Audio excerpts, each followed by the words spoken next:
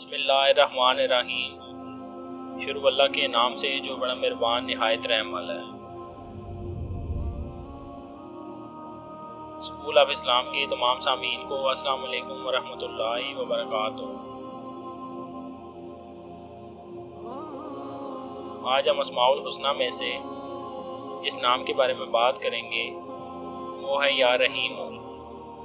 اس اسم کے ذکر سے زندگی کی مشکلات کا خاتمہ۔ اس کے معنی ہے بے حد رحم کرنے والا، اور اس کے حروف ابجد کی تعداد ہے 259۔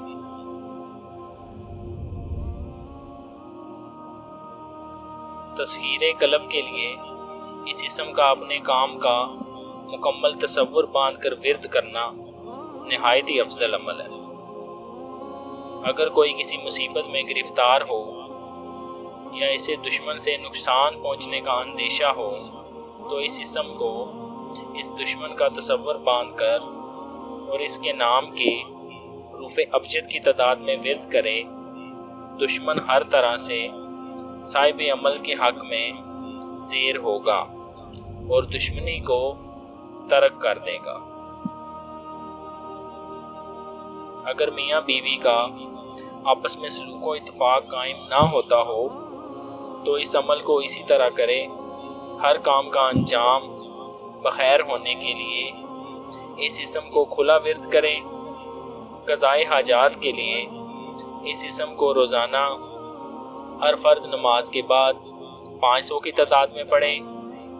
غیب سے ہر کام کے لیے مدد ہوتی رہے گی، اور جیسے ہی اپنے اس عمل کا ذکر کسی دوسرے انسان سے کرے گا تو اس کا سارا اثر زائل ہو جائے گا۔